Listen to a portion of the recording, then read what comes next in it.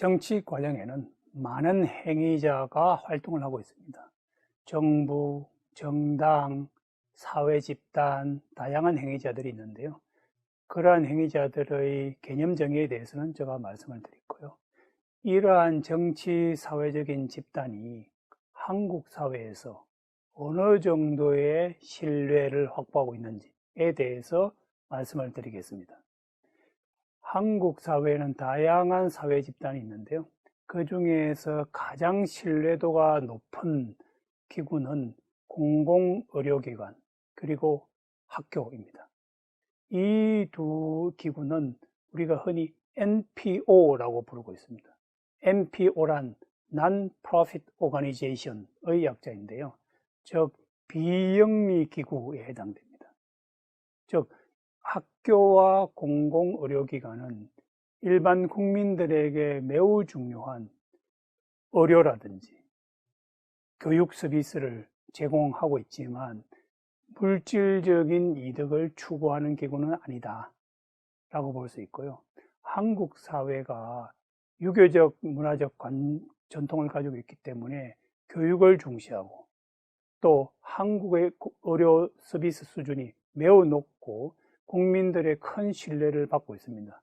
그래서 이 두 기구는 NPO로서 가장 높은 신뢰도를 누리고 있는 사회 집단이다 라고 말씀을 드릴 수 있고요. 그 다음으로 높은 신뢰도는 NGO입니다. NGO는 Non-Governmental Organization 이라고 해서 비정부 기구, 즉 정부의 역할을 비판하고 격려하는 그러한 기구를 우리가 NGO라고 부르고, 이 NGO는 전통적인 의미에서의 시민단체에 해당이 됩니다. 즉 이렇게 본다면 NPO, NGO와 같은 시민단체가 한국 사회에서는 가장 높은 신뢰도를 누리고 있다라고 말씀드릴 수 있고요. 그 다음에 정치 집단의 입장에서 본다면 군이 그리고 군과 경찰이 매우 높은 신뢰도를 확보하고 있습니다. 아무래도 이것은 한국 사회가 법과주의적인 전통 그리고 법치주의를 강조하는 사회적 문화 때문에 군과 경찰이 높은 신뢰를 받고 있는 것으로 보입니다. 이와 유사하게 기업도 한국 사회에서는 높은 신뢰를 받고 있습니다. 공기업, 사기업 두 기업 중에서 사기업보다는 공기업이 조금 더 높은 신뢰를 얻고 있는데요. 이것은 아무래도 공기업은 보다 더 공공적인 성격을 가지고 있기 때문이라고 보이고요. 기업이 한국 사회에서 높은 신뢰를 받고 있는 이유는 아무래도 오랜 산업화학 과정을 거치면서 그곳에서 성공적인 어떤 원동력을 역할을 한 그 기여를 높이 평가받고 있는 것 같고요. 또 사실 한국의 기업들은 오늘날 전 세계적으로 활약하는 글로벌한 위상을 가지고 있고 한국 국민들에게 큰 자부심을 제공하고 있습니다. 이런 측면에서 기업도 다른 정치 집단보다는 높은 신뢰를 받고 있습니다. 법원과 검찰의 경우에는 중간 정도의 신뢰를 얻고 있는데요.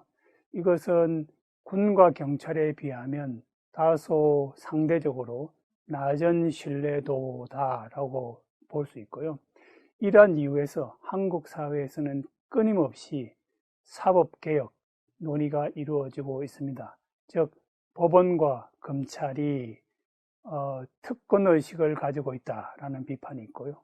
또 유전무죄라고 하는 개념이 보여주듯이 돈 있는 사람들은 재판에서 유리한 결과를 얻고 돈이 없는 사람들은 상대적으로 불리한 결과를 얻는다라고 하는 인식이 우리 한국 사회에 널리 퍼져 있는 것 같습니다. 이러한 문제점들을 개선하는 것이 사법개혁인데요. 이러한 사법개혁이 성공적으로 이루어질 때 법원과 검찰도 군과 경찰 못지않은 높은 신뢰도 상승을 획득하지 않을까라고 생각을 하고 있고요. 비교적 상대적으로 낮은 신뢰도를 갖고 있는 기구가 바로 정부 기관인데요. 공무원, 그 중에서도 지방 공무원, 고위 공무원들은 상대적으로 낮은 신뢰도를 갖고 있습니다. 사실 한국 사회에서 공무원은 전통적으로 높은 인식을 가지고 있습니다.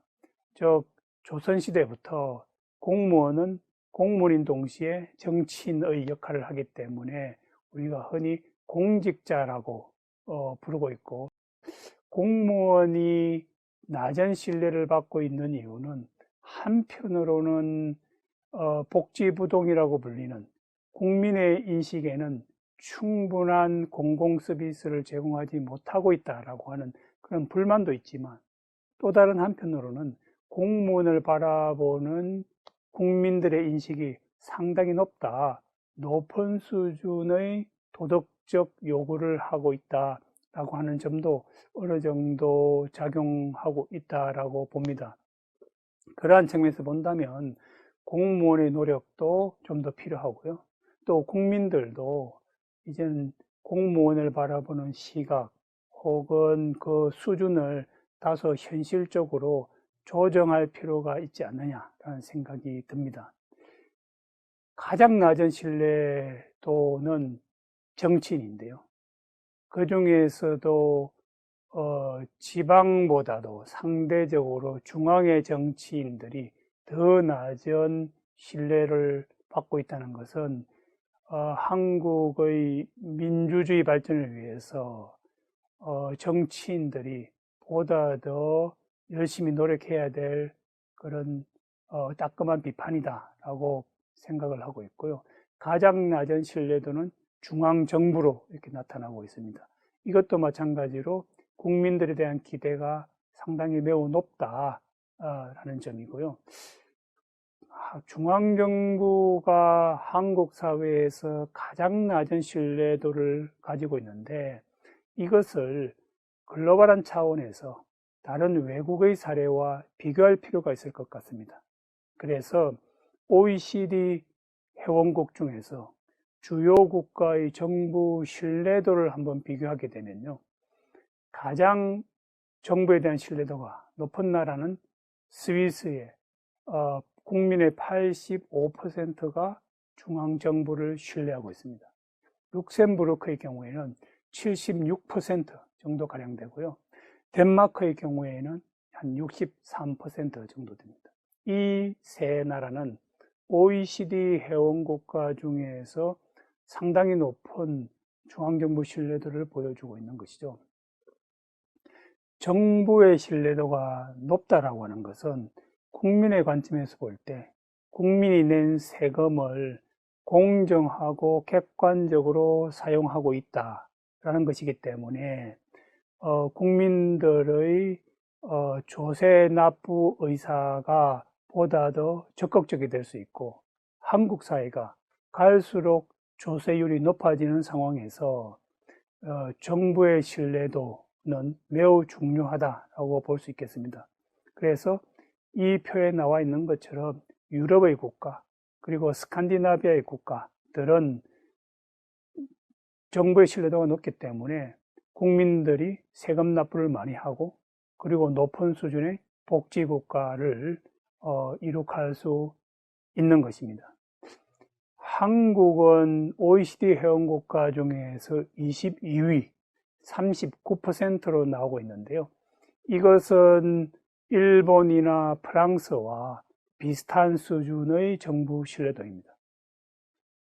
이보다 더 낮은 국가들, 예를 들면 미국 31%, 스페인 39%, 그리고 이탈리아 21%, 그리스 16%에 비하면 한국의 신뢰도는 일견 상대적으로 높은 것처럼 보입니다.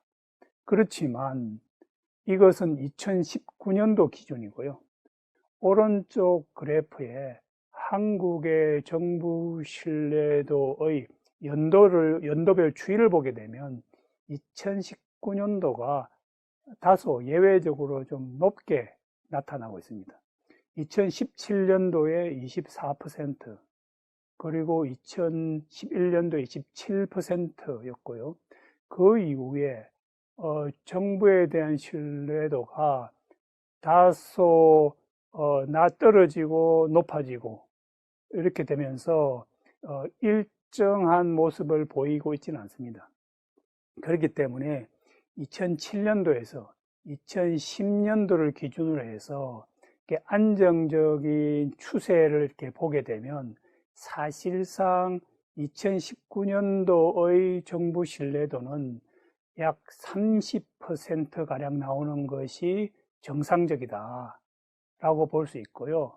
그렇게 본다면 한국의 정부 신뢰도는 매년 점차 좋아지고 있지만 지금 현재 2019년도의 39%는 다소 높게 나타났다라고 이야기할 수 있겠습니다.